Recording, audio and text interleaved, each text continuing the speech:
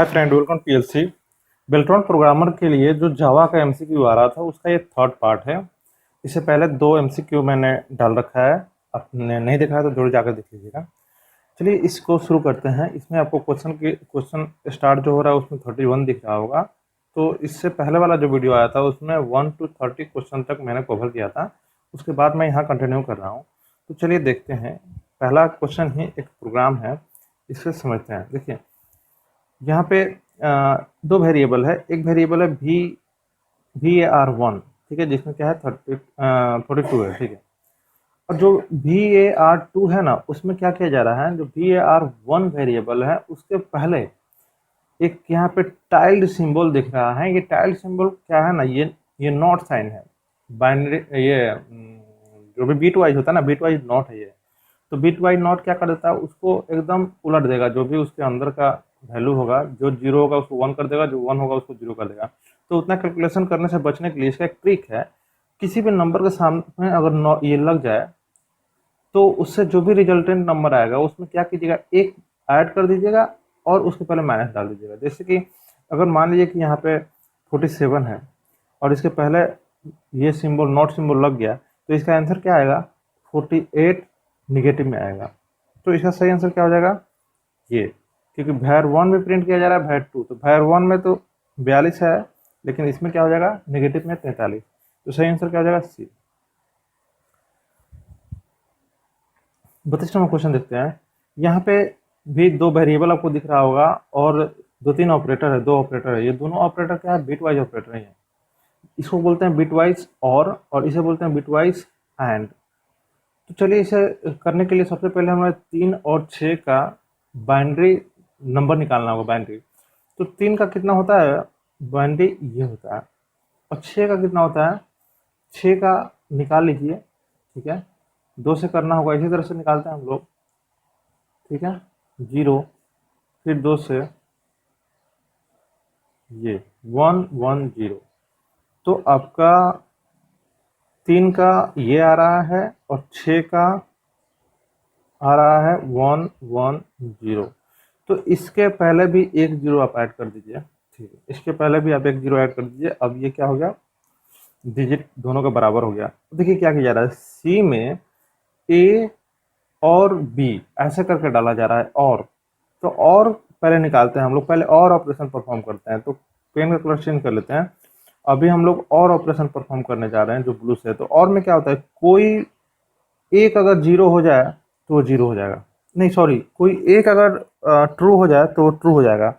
तो मतलब अगर एक भी वन मिलेगा तो आपको क्या मिल जाएगा, आउटपुट में वन। मतलब आउटपुट में दो इनपुट जा रहा है, तो दोनों में से कोई एक इनपुट अगर ट्रू है तो आउटपुट ट्रू मिलेगा। तो ये चला जाएगा किस में, सी में। ये वाला वैल्यू चला जाएगा सी में। तो इसका अगर निकालिएगा बाइनरी से डेसिमल तो 7 आएगा। तो इसका मतलब सी में आपका फाइनल वैल्यू क्या चला जा रहा है, 7। चलिए उसको लिख दिया मैंने वहाँ पे। अब डी में देखिए क्या हो रहा है, डी में एंड ऑपरेशन हो रहा है। तो अब एंड ऑपरेशन परफॉर्म करते हैं। तो इसे हम क्या करते हैं, मिटाते हैं।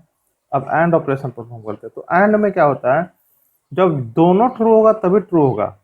जब दोनों ट्रू होगा तभी ट्रू होगा। तो ये तो 0 हो गया, ये 1 हो गया और ये 0 हो गया। तो इसका अगर निकालते हैं आप डेसिमल तो क्या निकलेगा, 2। तो डी में क्या चलेगा, 2। अब प्रिंट कर रहे हैं सी डी। तो सी में है 7 और डी में है 2, तो 7 और 2 होगा, ठीक है। तो इसका ये हो जाएगा सही आंसर। काफ़ी आसान सा क्वेश्चन है, बस थोड़ा सा ऑपरेटर अगर ध्यान में होगा कौन सा ऑपरेटर कैसे काम करता है तो फिर हो जाएगा। यहाँ पे आधा आपको प्रोग्राम ऊपर दिख रहा है, आधा नेक्स्ट पेज में दिख रहा है। तो देख लेते हैं ऊपर क्या है, बस वेरिएबल को थोड़ा देख लेते हैं। ए बी सी है और उसमें 1 2 3 है। अब आगे हम लोग यहाँ पे बढ़ते हैं, ठीक है। यहाँ पे बढ़ते हैं, ए बी सी, 1 2 3, यही ना है। चलिए ठीक है, तो हम यहीं पे वेरिएबल बना लिए। चलिए हो गया। अब यहाँ पे जो भी ऑपरेशन परफॉर्म हो रहा है ये सब बिट वाइज ऑपरेशन ही है, ठीक है। बिट वाइज और है, बिट वाइज लेफ्ट शिफ्ट है, बिट वाइज राइट शिफ्ट है और एक्स और है, ठीक है। बिट वाइज एक्स और है, लेकिन ये असाइनमेंट ऑपरेटर के साथ में है तो भी चलेगा, कोई बात नहीं। इसको हम क्या करते हैं, जो भी शॉर्टकट में लिखा हुआ है, ये जो लिखा हुआ है इसे आप थोड़ा सा एक्सपेंड करके ओरिजिनल फॉर्म में आप ऐसे लिख सकते हैं a इक्वल टू a और 4, ऐसे करके आप लिख सकते हैं, ठीक है, ऐसे करके। तो इसे कैलकुलेट कर लेते हैं। तो a में है 1, तो 1 का बाइनरी तो 1 ही होगा, 1 का बाइनरी क्या होगा, 1 ही होगा। और 4 का बाइनरी क्या होता है, 100, ये ना होता है 100, ठीक है। 4 का बाइनरी क्या होता है, 100। अब इसे भी आप क्या कर लीजिए, 3 बिट में लेके आ जाइए। अब इनके बीच में और ऑपरेशन परफॉर्म कर लीजिए, तो और ऑपरेशन परफॉर्म होगा तो कोई एक अगर ट्रू है तो ट्रू हो जाएगा, ठीक है। अब इसका वैल्यू कितना आ जाएगा, 5। तो आप बोल सकते हैं ए में फिर 5 स्टोर हो जा रहा है, तो ए में फिर 5 स्टोर हो रहा है, तो यहाँ से हम इसको काट के हम यहाँ लिख देते हैं 5। चलिए, ए का वैल्यू निकल गया। अब बी का, बी में राइट शिफ्ट किया जा रहा है, बी में क्या किया जा रहा है, राइट शिफ्ट। तो बी में वैल्यू क्या है, पहले से 2 है, तो 2 का ये हो गया आपका, ये हो गया आपका बाइनरी। और किया क्या जा रहा है, राइट शिफ्ट, एक बिट राइट शिफ्ट किया जा रहा है, यहाँ पे एक लिखा हुआ है।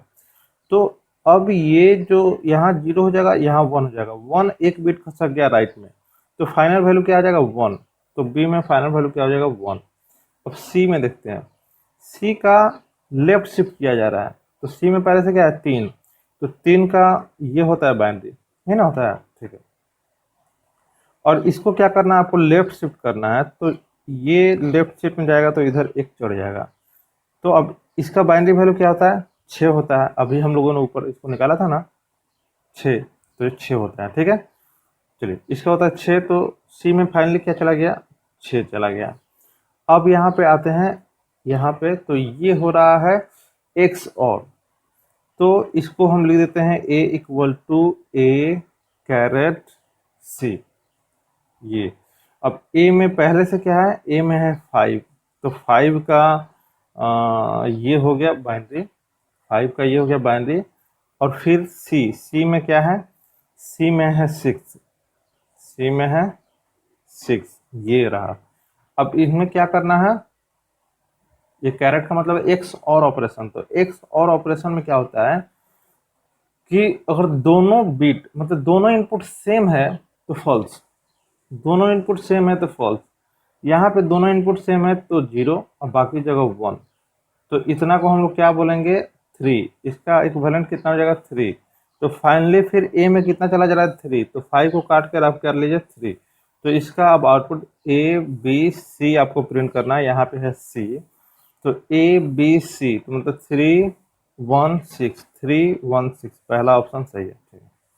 तो इस तरह से एकदम मतलब कि एक एक स्टेप करके आगे बढ़ना होगा, तो थोड़ा सा यही होगा कि एरर होने का चांस कम रहेगा। चलिए आगे बढ़ते हैं।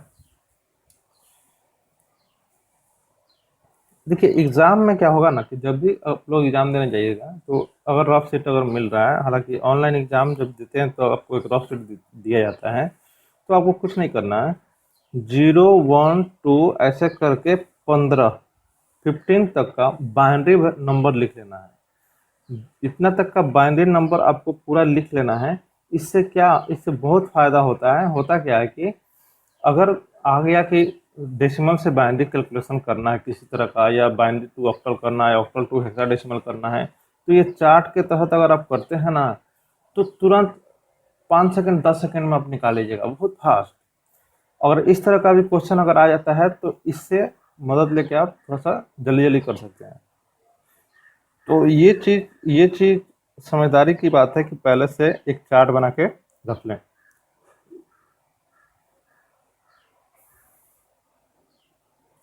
34, what is the output of relational operator. Relational operator का आउटपुट हमेशा बुलियन में आता है, ठीक है, ट्रू या फॉल्स। और ट्रू और फॉल्स को ही क्या बोलते हैं, बुलियन, ठीक है।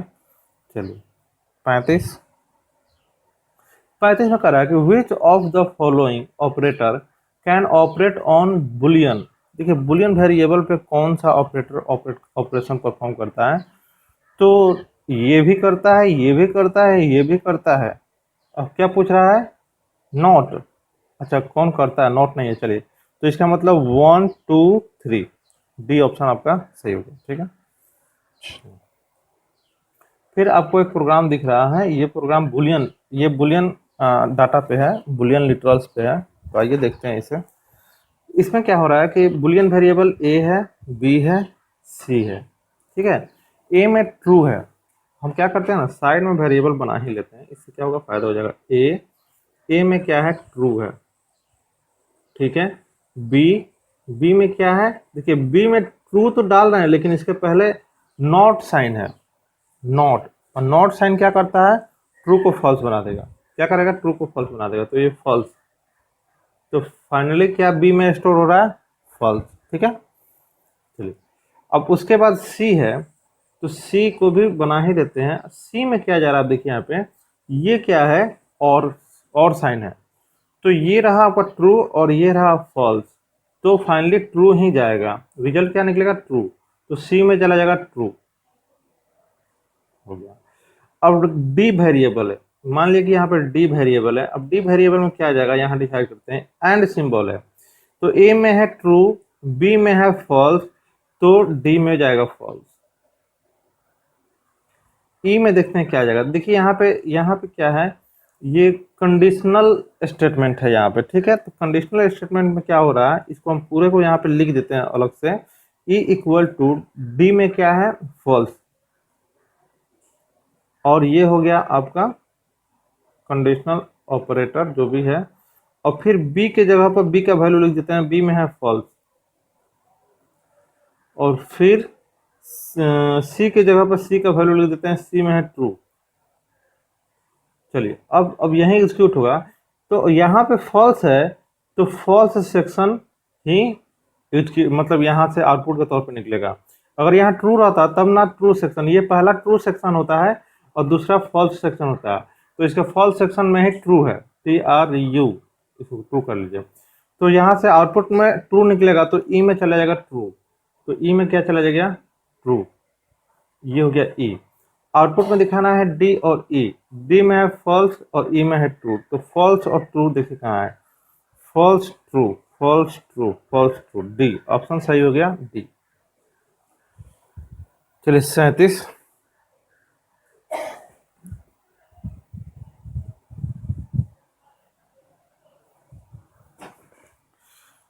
कह रहा है कि विच of these have highest precedence, highest precedence की बात हो रही है। हाईएस्ट प्रेसिडेंस किसका रहता है, पैरेंथेसिस का रहता है। हाईएस्ट प्रेसिडेंस किसका रहता है, पैरेंथेसिस का रहता है।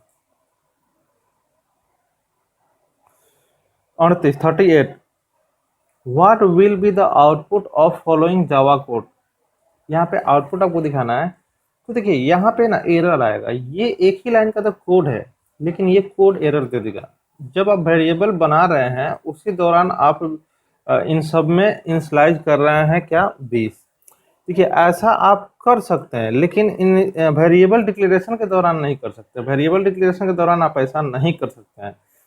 नीचे आके असाइनमेंट अगर करना होगा तब आप कर सकते थे ऐसा। मैं यहाँ पे लिख देता हूँ इंट एक्स वाई जेड, आप ऐसा बिल्कुल है कर दीजिए, फिर x y z equal to 20। अगर इस तरह का कोड रहता ना तो रन कर जाता, एरर नहीं आता, लेकिन यहाँ पे कंपाइलेशन एरर आपको देखने को मिल जाएगा, ठीक है। Which of these selection statement test only the equality, equality कौन चेक करता है, तो स्विच केस, वो बस इक्वालिटी ही चेक करता है। 40, which of these are selection statement, selection statement कौन है, इफ केवल सिलेक्शन स्टेटमेंट है। 41, which of the following loops will execute the body of loop even when condition controlling the loop is initially false. देखिए कह रहा है कि initially false, शुरू में ही कंडीशन आपका फॉल्स होने जा रहा है लेकिन फिर भी आपका जो लूप है ना एटलीस्ट एक बार तो एग्जीक्यूट कर जाए, तो ये डू वाइल में ही देखने को मिलेगा। एक बार कम से कम आपका लूप एग्जीक्यूट कर जाता है, नेक्स्ट टाइम फिर नहीं एग्जीक्यूट करे वो अलग बात है। इसीलिए डू वाइल को बोलते हैं exit control loop, exit control loop. 42, which of these jump statement can skip processing the remainder of the code in its body for a particular iteration। देखिए ये इसका आंसर होगा कंटिन्यू। कंटिन्यू स्टेटमेंट जहां execute होगा ना, तो continue statement से नीचे वाला जितना स्टेटमेंट रहेगा वो सब स्किप कर दिया जाएगा, मतलब उसको छोड़ दिया जाएगा। आप बोल सकते हैं कि कंट्रोल जंप कर जाएगा नेक्स्ट आइटरेशन के लिए, ठीक है। तो कंटिन्यू में ही ऐसा देखने को आपको मिलेगा। हालांकि कंटिन्यू आधारित एक क्वेश्चन है आगे, वहां पे कंटिन्यू का एग्जीक्यूशन हम समझा देंगे आपको। 43, विच of these statement is incorrect. इसमें आपको इनकरेक्ट स्टेटमेंट ढूंढना है, विच ऑफ दिस इनकरेक्ट। तो चलिए देखते हैं कौन इसमें इनकरेक्ट है। Switch statement is more efficient than set of nested if. सही है, ऐसा है। बहुत सारा नेस्टेड इफ लगाने से बचना चाहते हैं तो स्विच लगा लीजिए।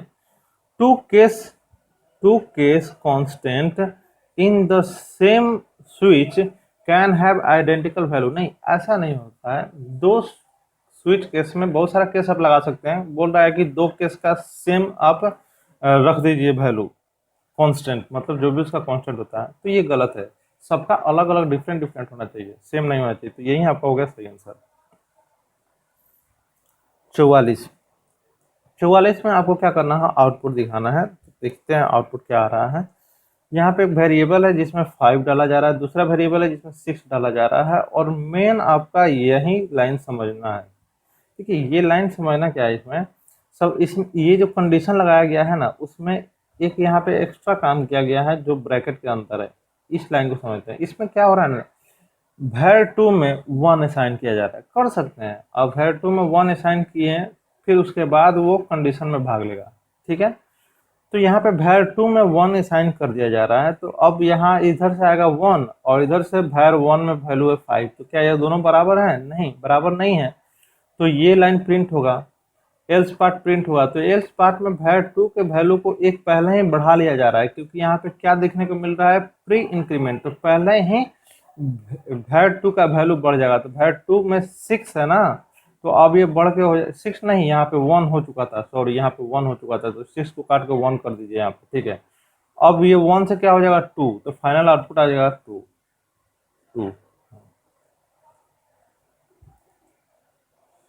चलिए 45, ठीक है। नीचे नीचे बस यहाँ पे एक कर्ली ब्रेसेस एक्स्ट्रा है, तो वो दूसरे पेज में चला गया, मैं यहीं पे उसको ले लेता हूँ। ठीक है, आइए अब इस कोड को समझते हैं। इसमें कुछ समझने वाली बात है, ठीक है, थोड़ा सा फोकस कर सकते हैं आप। यहाँ पे है कि एक सम वेरिएबल है जो इंटीजर टाइप है, जिसमें आपने 0 डाल दिया। ठीक है, यहाँ पे फोर लूप लगा है। फोर लूप में आप देख सकते हैं कि फोर लूप में 3 पार्ट होता है। ये वाला जो पार्ट होता है इसको बोलते हैं इनिशियलाइजेशन। तो इनिशियलाइजेशन पार्ट में 2 वेरिएबल को इनिशियलाइज किया जा रहा है।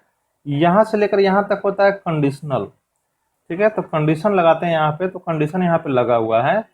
2 कंडीशन आप लगा सकते हैं, मतलब कि एंड ऑपरेटर के साथ या और ऑपरेटर के साथ लगा सकते हैं 2 कंडीशन। ठीक है, लेकिन शर्त यही है कि बीच में या तो लॉजिकल एंड हो या बिटवाइज एंड हो, या लॉजिकल और हो या बिटवाइज और हो, ये होना जरूरी है जब 2 कंडीशन को एक साथ यूज करने जा रहे हैं तो।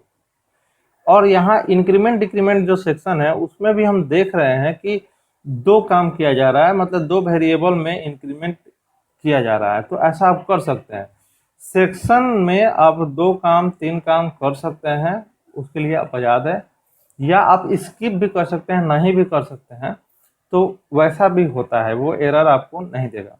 तो यहाँ पे आई में 0 डाला जा रहा है, जे में भी 0 डाला जा रहा है, ऐसा आप कर सकते हैं। ठीक है, तो एक वेरिएबल ले लीजिए आई, ये आई है और ये जे है। ठीक है, तो आई में क्या डाला जा रहा है 0, और जे में क्या डाला जा रहा है 0। तो आई और जे दोनों 0 हो गया। ठीक है, और कंडीशन ये भी ट्रू हो गया इस आधार पे, और कंडीशन ये भी ट्रू हो गया इस आधार पे। सही बात है। अब नीचे जब आ रहे हैं तो देखिए यहाँ पे सम लगाया गया। ठीक है, सम मतलब कहीं ना कहीं आई के वैल्यू को हर बार सम करने की कोशिश की जा रही है, जब जब ये पूरा कंडीशन ट्रू निकले। तो ये दोनों ट्रू है ना, ये जब दोनों ट्रू तो ट्रू, जब ये ट्रू है तो लूप चलेगा, लूप चलेगा तो सम में पहले से 0 था, अब उसमें जुड़ जाएगा आई का वैल्यू। तो आई का वैल्यू 0 है, तो 0 में 0 जोड़िएगा तो सम में क्या जाएगा 0 ही जाएगा। तो सम हम यहाँ लिख देते हैं, सम, तो सम का वैल्यू अब क्या है 0, पहला इटरेशन में 0 है, ठीक है, और उसे प्रिंट किया जा रहा है, अब उसे प्रिंट भी कर दिया जा रहा है, तो ठीक है 0 प्रिंट हो जाएगा, 0 प्रिंट हो जाएगा, हम यहाँ लिख देते हैं। चलिए अब दूसरा बार में क्या हो रहा है, आई को भी बढ़ा लीजिए और जे को भी बढ़ा लीजिए, ठीक है, दोनों एक एक बढ़ जा रहा है, तो यहाँ से अब ये हो गया 1 और यहाँ से ये भी हो गया 1। अब फिर कंडीशन चेक कीजिए, कंडीशन अभी ट्रू जा रहा है, तो ये भी ट्रू, जब ट्रू होगा तो फिर एक चलेगा, तो फिर अब सम में एक ऐड कर दीजिए, तो सम अब 0 ना रह के अब क्या हो गया 1, फिर इसको एक बढ़ा लीजिए, तो ये हो गया 2, फिर ये हो गया 2, अभी भी कंडीशन ट्रू है, तो फिर इसमें एक ऐड कर लीजिए, 2 और 1 क्या हो जाएगा, 2 और 1 हो जाएगा 3, मतलब अब इसमें हो गया वैल्यू 3, फिर एक बढ़ा लीजिए, इसको कर लीजिए 3 और इसको कर लीजिए 3, अभी भी कंडीशन ट्रू है, इसको इसी तरह से आगे बढ़ाना होगा 3 3, ठीक है। अब फिर लूप चलेगा, तो फिर ये एक ऐड होगा, तो 3 और पहले से 3 है, अभी हो जाएगा 6, ठीक है, फिर इसको एक बढ़ा लीजिए, ये हो गया 4 और ये भी हो गया 4, अभी भी कंडीशन ट्रू है, तो फिर 6 और 4 क्या हो जाएगा 10, फिर आपको क्या करना है, अब एक बढ़ा लीजिए तो उसमें फॉल्स हो जाएगा, तो इसका आउटपुट 10 ही आएगा, इसका आउटपुट क्या आएगा 10। एक सेकेंड, हालांकि इसमें आउटपुट में कुछ जरा सा छूटा है, अब कहाँ क्या छूटा है,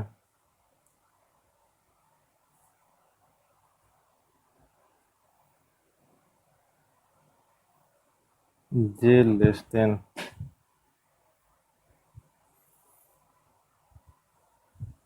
ओह देख रहे हैं ना, इसीलिए कहा था बहुत सावधानी से काम करने के लिए, यहाँ पे आई है ना, यहाँ पे आई प्लस 1 हो रहा है, ओह चलिए, इसीलिए आंख मूंद के कभी भी, मतलब कभी भी पहले से एक अपना बायस्ड होके इस कोड को कभी सोल्व करने की कोशिश कीजिएगा ना, तो इसी तरह से एक्सीडेंट होगा। कहा जाता है कभी भी ड्राई रन कराएं किसी कोड को, तो वहां पे गधे की तरह सोचे, मतलब एकदम एक एक डॉट को देख के चले, थोड़ा सा ओवर स्मार्टनेस दिखाइएगा, बस एक्सीडेंट इसी तरह से हो जाएगा, जैसा कि आपको देखने को मिल गया, ये थोड़ा सा टाइम भी गया आपका और ये भी गया, लेकिन इसी तरह से आपको काम करना है, आप चाहें तो फिर इसका आंसर निकाल सकते हैं, आप इसको कोशिश कीजिएगा, हम तो फिर करेंगे, फिर वहां तक पहुंच ही जाएंगे हम लोग, लेकिन थोड़ा सा 2-3 मिनट टाइम लग जाएगा ज़्यादा। इसका आंसर आएगा 6, हमसे कहाँ चूक हुआ वो हम आपको बता दिए, ये थोड़ा सा साइड में कोड आ जाने की वजह से उतना नज़र में नहीं जा पाया है, तो इसको हम आप क्या कीजिएगा, यहीं पे लिख लीजिएगा j = i + 1 है ये, अब इसको थोड़ा देर के लिए अब यहाँ से हटा दीजिए, अब यहाँ पे एकदम सामने दिख रहा है ना, तो अब यहाँ पे काम करना आसान होगा, i + 1 है, तो ये कंडीशन बहुत फास्ट जाके और फिर फॉल्स हो जाएगा, मतलब बहुत जल्दी ही फॉल्स हो जाएगा, तो ये 6 तक ही जाके रुक जाएगा। चलिए आगे बढ़ते हैं। अब यहाँ पे भी आपको आउटपुट दिखाना है, चलिए इसके आउटपुट को देखते हैं हम। तो यहाँ पे x है जिसमें 2 है और y है जिसमें 0 है, ठीक है। अब आप यहाँ पे देख रहे होंगे कि जो इनिशियलाइजेशन सेक्शन है इसको छोड़ दिया गया है, तो आप ऐसा कर सकते हैं, क्योंकि इनिशियलाइजेशन का मतलब होता है उस वेरिएबल में डाटा प्रोवाइड करना, उस वेरिएबल में डाटा को रखना, तो यहाँ पे y को यूज किया गया है लूप में, तो y काउंटर की तरह यूज हो रहा है, तो y में तो यहाँ पे डाटा मिल ही जा रहा है, तो y में फॉर लूप से ऊपर ही डाटा मिल गया, तो इस पार्ट को आप स्किप कर सकते हैं, ठीक है। चलिए ऐसा ही होता है कि, लेकिन आपको ये सेमीकोलन लगाना है। फॉर लूप का सिंटेक्स अगर बोले हम यहाँ पे लिख देते हैं फोर लूप का सिंटेक्स बस यही तो होता है, इतना ही होता है, initialization section, condition, increment, decrement. अब इनिशियलाइजेशन ऊपर कर लीजिए चलेगा, कंडीशन यहाँ लिख लीजिए, ठीक है, इंक्रीमेंट डिक्रीमेंट नीचे कर लीजिए तो भी चलेगा, ठीक है। तो आपको लगेगा कि इसको भी आपने छोड़ दिया, इसको भी छोड़ दिया, तो भी काम चल जाएगा। तो ये चीज आपको आप पे डिपेंड करता है, जैसे आप कर ले। चलिए अब इसको मैं मिटाता हूँ, थोड़ा सा समझते हैं इसको, ठीक है। तो इनिशियलाइजेशन ऊपर हो चुका है, y में क्या है 0 है, इसका मतलब 0 से कहाँ तक चलना है 10 तक, 0 से 10 तक चलना है, तो इसका मतलब कि 10 बार तो लूप चलेगा, 10 बार लूप चलेगा, लेकिन देखते हैं कि सच में 10 बार चलता है कि नहीं। यहाँ पे इंक्रीमेंट हो रहा है एक एक करके, ठीक है, और कहीं इंक्रीमेंट नहीं ना हो रहा है, नहीं हो रहा है। हाँ, कंटिन्यू और ब्रेक का इस्तेमाल किया गया है। तो हम आपको बोला है ना कि आगे कंटिन्यू मिलेगा, वहां हम समझा देंगे कंटिन्यू कैसे काम करता है। जब कंटिन्यू एग्जीक्यूट हो जाए तो उस दौरान रेस्ट ऑफ कोड उस ब्लॉक के एग्जीक्यूट नहीं होते हैं। यही चीज समझाना था जिसके लिए मैंने इस कोड को डाला है, ताकि यहाँ पे कंटिन्यू का कंसेप्ट हम आपको समझा दें। जब कंटिन्यू एग्जीक्यूट होगा तो उसके नीचे जो भी रेस्ट ऑफ कोड होंगे, जो भी बचे हुए कोड होंगे, उनको स्किप कर दिया जाएगा। आप समझ लीजिए कि ये एग्जीक्यूट होंगे ही नहीं, फिर से ऊपर चला जाएगा नेक्स्ट आइटरेशन के लिए, मतलब एक फिर बढ़ा लेगा और फिर कंडीशन चेक होगा, फिर नीचे आएगा। तो इस तरह से कंटिन्यू काम करता है। थोड़ा सा ब्रेक को भी समझ लेते हैं, ब्रेक कैसे काम करता है। तो ब्रेक में क्या होता है कि जैसे ब्रेक एग्जीक्यूट होगा, ये क्या करता है, लूप से ही बाहर आ जाता है। ये लूप को टर्मिनेट कर देता है, मतलब लूप को खत्म कर देता है, लूप से कंट्रोल को बाहर फेंक देता है, मतलब खत्म। तो इसीलिए जब भी ब्रेक एग्जीक्यूट होगा तो वहां पे हम लोग का लूप खत्म हो जाएगा। अब चलते हैं आगे। यहाँ पे है जीरो, हम लिख देते हैं जीरो। तो जीरो जीरो छोटा है 10 से, कंडीशन हो गया ट्रू। अब आगे बढ़ते हैं। अब यहाँ पे देखिए, यहाँ पे क्या हो रहा है, वाई में y का वैल्यू है जीरो, जीरो में आप दो x से डिवाइड कर रहे हैं, मतलब 2 से डिवाइड कर रहे हैं, और रिमाइंडर कितना आएगा, अब इससे डिवाइड कीजिएगा तो रिमाइंडर आ जाएगा आपका जीरो। रिमाइंडर आपका जीरो, तो ये मतलब ये आपका हो गया ट्रू, ये हो गया ट्रू। जैसे ट्रू हो गया तो कंटिन्यू हो गया एग्जीक्यूट। जैसे कंटिन्यू एग्जीक्यूट होगा तो नीचे वाला ये लाइन जो है, नीचे वाला जो भी लाइन है ये प्रिंट नहीं होगा। इसका मतलब आउटपुट में अभी आपको कुछ मिलने नहीं जा रहा है, पहला इटरेशन में आपको कुछ नहीं मिला। फिर y एक बढ़ेगा। अब y का वैल्यू क्या हो गया 1, यहाँ पे मैं y का वैल्यू लिखते चलता हूँ, ठीक है। y एक बढ़ गया, ठीक है, एक बढ़ गया। अब यहाँ पे क्या हो गया, y में अब आप 2 से भाग दे रहे हैं, y में मतलब 1 में आप 2 से भाग दे रहे हैं, रिमाइंडर कितना आएगा 1, रिमाइंडर कितना आएगा 1। तो अब रिमाइंडर 1 आएगा तो यहाँ 1 बराबर है 0 के, नहीं है, ये कंडीशन हो गया फॉल्स। जब फॉल्स होगा तो ये एग्जीक्यूट नहीं होगा, तो बाकी सब एग्जीक्यूट होगा। तो बाकी सबको एग्जीक्यूट करते हैं, तो देखिए अब इसे एग्जीक्यूट करते हैं तो क्या होता है, यहाँ पे फिर एक इफ लगा हुआ है, तो कंडीशन चेक किया जा रहा है क्या y 8 के बराबर है, नहीं, ऐसा नहीं है। तो जब बराबर नहीं है तो ये कंडीशन फॉल्स हो गया, तो ये भी एग्जीक्यूट नहीं करेगा, तो एल्स पार्ट एग्जीक्यूट करेगा। तो एल्स में y का वैल्यू प्रिंट हो जाएगा, तो y में क्या है 1 है, तो 1 प्रिंट हो गया। चलिए सेकेंड आइटरेशन हो गया। अब फिर ये y एक बढ़ेगा, अब क्या हो जाएगा 2, y का वैल्यू हो गया अब 2। अब 2 हो जाएगा तो फिर अब 2 में अब 2 से जब आप ये कीजिएगा, डिवाइड कीजिएगा, तो रिमाइंडर 0 आ जाएगा, ठीक है। अब 0 इसके बराबर है, अब इसके बराबर है तो कंटिन्यू एग्जीक्यूट करेगा, कंटिन्यू एग्जीक्यूट करेगा तो ये लोग एग्जीक्यूट नहीं करेंगे। तो इसका मतलब फिर अब नेक्स्ट आइटरेशन में चलते हैं। फिर अब y को एक बढ़ाइए, अब हो गया 3, और जब वो हो गया 3 तो फिर अब देखिएगा इसको, तो ये कंडीशन हो जाएगा फॉल्स। पहले मैं मिटा दूं, यहाँ पर बहुत सारा रफ वर्क हो गया है। अब 3 के संदर्भ में सोचते हैं। अब ये हो गया फॉल्स, जब ये फॉल्स होगा तो ये एग्जीक्यूट नहीं होगा, तब ये एग्जीक्यूट होगा। ये भी हो गया फॉल्स, ये एग्जीक्यूट नहीं किया, ये एग्जीक्यूट किया, तो एल्स पार्ट में y का वैल्यू प्रिंट किया जा रहा है, तो हो गया 3 प्रिंट हो गया, ठीक है। अब फिर अब नेक्स्ट आइटरेशन के लिए आइएगा तो y अब एक बढ़ेगा, तो y अब हो गया 4, y क्या हो गया 4। तो 4 जब हो गया तो फिर यहाँ पे रिमाइंडर आ जाएगा 0, तो कंटिन्यू एग्जीक्यूट होगा, तो फिर ये सब एग्जीक्यूट नहीं होगा, तो फिर आउटपुट नहीं आएगा। फिर नेक्स्ट आइटरेशन 5। तो इसका मतलब जब जब इवन नंबर आएगा ना, तब तक आपको आउटपुट मिल जाएगा, बस इतना समझ लीजिए। तो 7 तक आपको आउटपुट मिल जाएगा, ठीक है। और जैसे 8 होगा, अब मान के चलते हैं ये हो गया, अब 8 हुआ, अब 8 के लिए आते हैं, उतना टाइम नहीं लेंगे हम आपका। अब 8 के लिए आते हैं। अब 8 के लिए जब ऊपर से आइएगा तो ये तो एग्जीक्यूट कर गया, ठीक है, ये एग्जीक्यूट कर गया, तो कंटिन्यू स्टेटमेंट भी एग्जीक्यूट कर गया, ठीक है। नहीं, एक सेकेंड, 8 के लिए जब आप आते हैं ऊपर से, तो 8 में जब 2 से कर रहे हैं तो ठीक है, कंटिन्यू आपका हो गया 7 9, ठीक है, ठीक है, ये 9 तक चलेगा, सॉरी 9 तक चलेगा। जब 8 के लिए आते हैं तो फिर ये एग्जीक्यूट कर जाएगा, तो फिर तो ये एग्जीक्यूट करेगा नहीं, तो फिर 9 के लिए चलिएगा। और 9 के बाद जैसे 10 होगा तब तक ये कंडीशन फॉल्स हो जाएगा, लूप के बाहर अब खुद आ जाएगा। ब्रिक से कभी भेंट ही नहीं हो रहा है इसमें, तो ये आपका हो जाएगा आउटपुट के तौर पे, मतलब सी 1 3 5 7 9। तो प्रोग्राम को थोड़ा सा ड्राई रन कराने में टाइम लगता है, ठीक है, चलिए, हालांकि बहुत छोटा छोटा कोड ही आपको देखने को मिलेगा, कोई भी एग्जामिनेशन में ज़्यादा लंबा लंबा कोड नहीं देगा, क्योंकि उसको भी पता है कि उतना टाइम नहीं दे रहा है वो। अब चलिए, ये 47 नंबर क्वेश्चन पे आते हैं हम लोग। ए में है 10 और बी में है 20।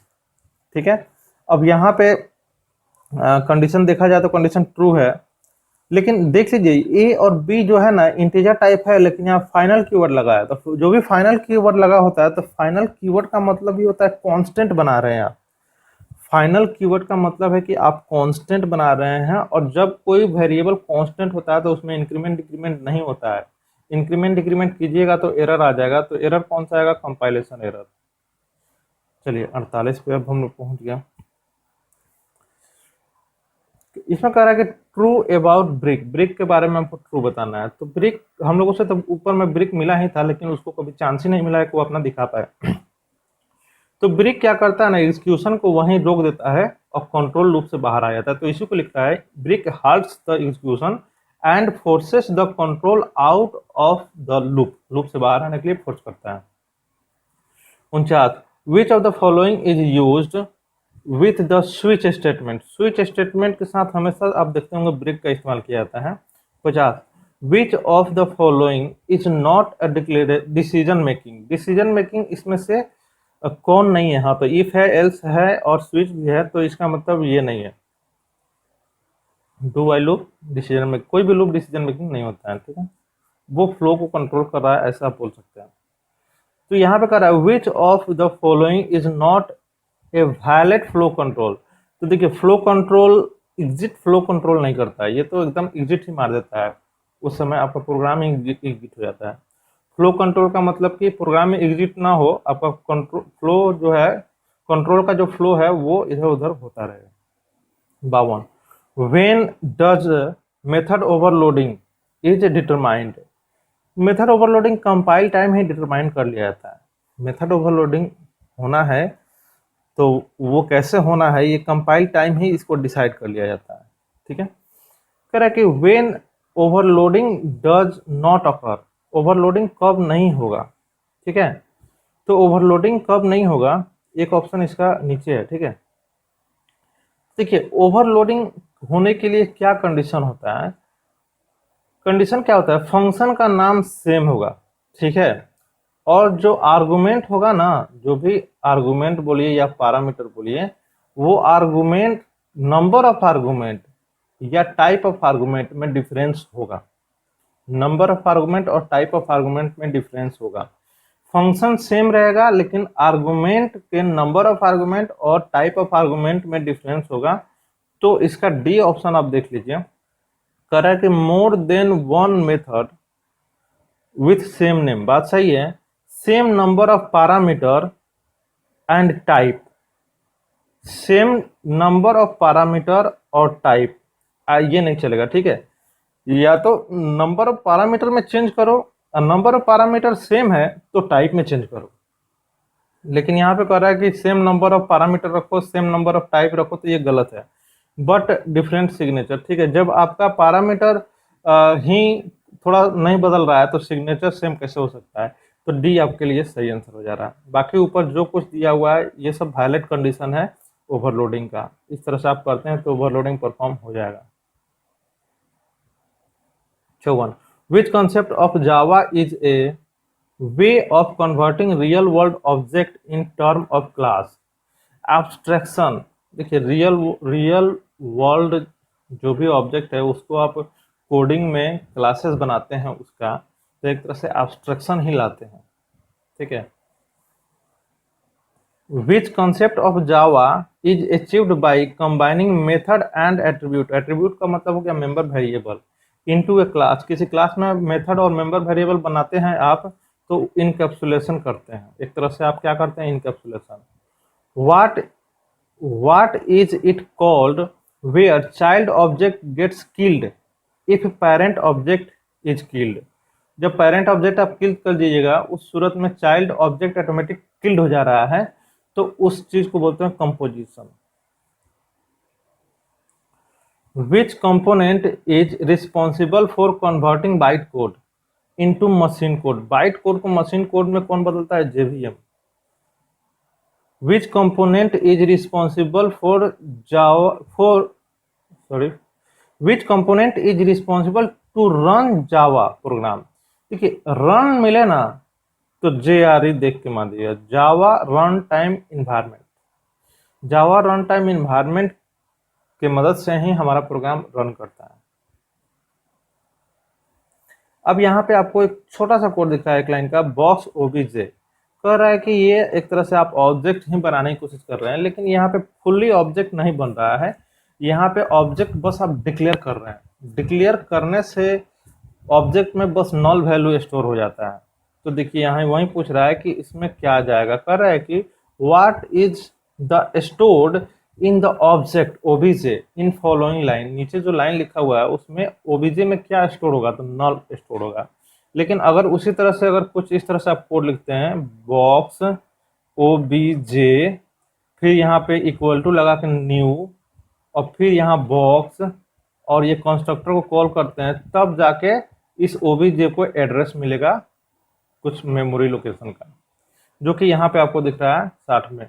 Correct, which of the following is a valid declaration, ठीक है, of an object of class box. Class का नाम है बॉक्स, तो पहला ऑप्शन सही होगा, जो हमने लिखा है वही चीज यहाँ पे है, ठीक है। लास्ट है, ये लास्ट क्वेश्चन है, ठीक है। यहाँ पे कह रहा है कि which of this statement is incorrect, इसमें से कौन इनकरेक्ट है। तो पहला ही इसका सही आंसर होगा, every class must contain a main function. ऐसा नहीं है कि हर क्लास, जितना भी क्लास आप बना रहे हैं एक प्रोग्राम में, सबके अंदर मेन फंक्शन हो, नहीं, एक ही मेन फंक्शन हो किसी एक क्लास में होना चाहिए और आपका प्रोग्राम रन कर जाएगा। हर क्लास के अंदर देने की कोई जरूरत नहीं, ठीक है। चलिए मिलते हैं नेक्स्ट वीडियो में। ये वीडियो काफी लंबा हो गया, कोई बात नहीं, लेकिन इसमें प्रोग्राम बहुत सारा था, उसको ड्राई रन कराना, आंसर निकालने में थोड़ा टाइम लगता है। मिलते हैं नेक्स्ट वीडियो में, तब तक के लिए थैंक यू, बाय बाय।